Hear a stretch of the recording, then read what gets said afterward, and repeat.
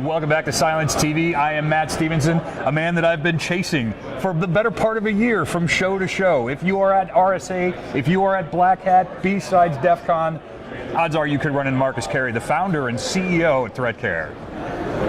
Never at a loss for words. Marcus, top of mind for you right now. You're coming to Black Hat, things, what are you mad at? What are you happy about? What are people asking you about? So I think a lot of times people are asking me what's the trends. Besides asking me can I hack their girlfriend's email address or something like that. Yeah. People are asking me what's going on in cybersecurity. I think the big thing that we're seeing now, if you took a look back like a couple of years ago, there was mobile trends. Everybody's trying to secure mobile. I thought that was a fad. Then we had people like Palo Alto came out and were dominating the market on the network-based stuff, the network-based detection. But now we see everything's going to the endpoint, and that's what we should expect to see over the next couple of years. And by the endpoint, I mean people like Cylance and by going to the endpoint, that's where organizations are investing the most money. And actually, we see VC putting a lot of money in the endpoints as well. We see there's a lot of competitors in that space. So endpoint protection is where it's at. And Threatcare, what we do is we help test those controls. We do breach and attack simulation, which is kind of like a little bubbling market right now. But we see endpoint protection as being where people are putting money at, and that's where we're actually going to the endpoint to test that out as well. Now, and you use the word fad, and I agree with you. Why is the endpoint a fad now? I mean, that's the one where the human interface happens, which to me seems like where all of the cans of worms can be opened at once. Why did it take this long to get to this point? Well, I think that over time, I think it started off when Code Red came out. If they said if you could put a firewall out there, they would stop Code Red or things or worms like that. And so people put a lot of money in that, and then it trickled down like, oh snap! Even if somebody has a firewall, you can still get owned because the endpoint is where people are like executing exploits and all that stuff. And so over time, it takes a long time for the industry to correct itself. So now people know firewalls weren't. Back in the day, people thought antivirus would stop all endpoint stuff. Right. Oh, we'll be fine. Right? Just put an AV on there. So put AV on there, put a firewall. And so over time, the market corrects itself. And now we're seeing people focus on endpoint more. And when we talk about endpoint, we're talking about anomaly detection, process, monitoring, and things of that nature. These are the things that you have to manually do, but we see in all products what they do is they take something that was a manual practice and be able to automate that pretty well. And that's where we see the endpoint protection people doing. In my game, we do breach and attack simulation, so we're taking a lot of stuff that bad guys used to do and doing that on the endpoint to actually test out stuff like Cylance. So we're using the criminal to make a better class of cop, which is eventually going to make a better class of criminal, and it's just going to be that. Yeah, so it'll be like, as long as they don't get like RoboCop, we good. Yeah, because then we got RoboCop versus the Terminator, so it'll be the artificial intelligence, and then I don't even want to mess with any of that stuff. Some crazy Inception level type stuff.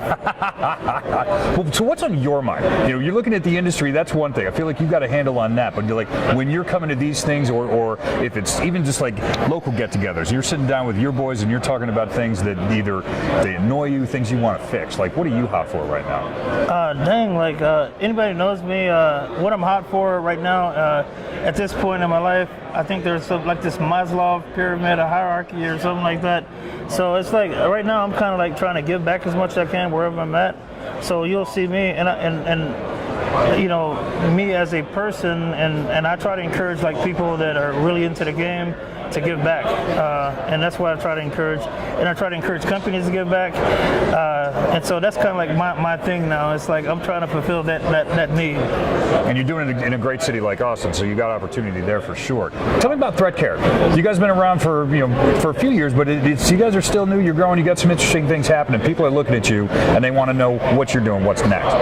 Yeah. So on Threatcare, so what we've I kind of believe, funny enough, that I think might have been invented this whole breach and attack simulation thing. I did a talk a couple years ago at DEF CON about what we call V-sploit. It was a Metasploit modules to imitate hackers.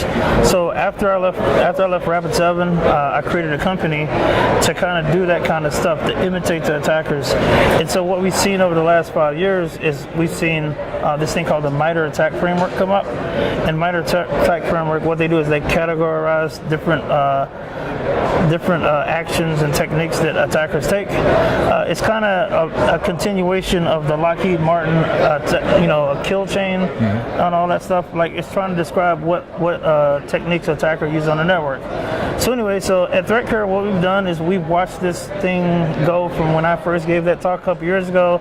We see MITRE came out, and we see really good adoption with MITRE.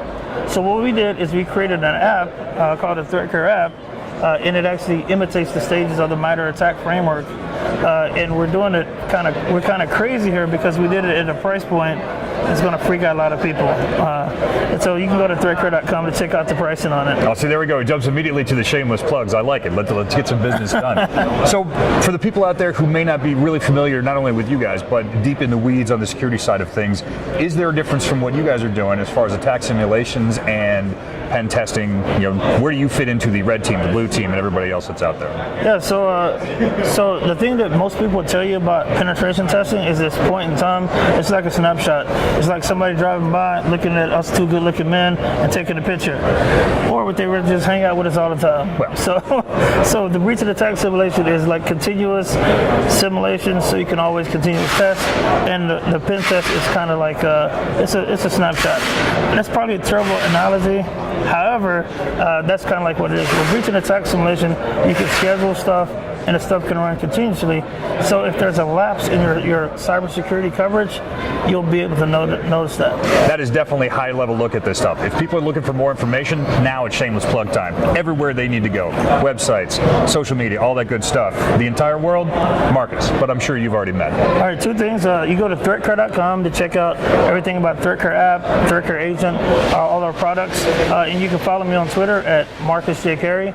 I'm known to cause some commotion on Twitter. Be ready to care. If you're going to follow him on Twitter, you're going to read. You can't just passively be like, oh, kittens, it's funny.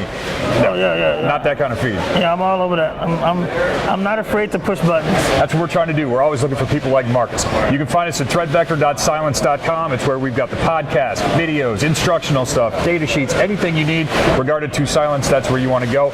We are at Cylance Inc. and at Cylance Insider on Twitter. My name is Matt Stephenson. You can find me at PacMatt73. I don't know if it gets any cooler, but we're going to see if we can find somebody at least up to the task of following up.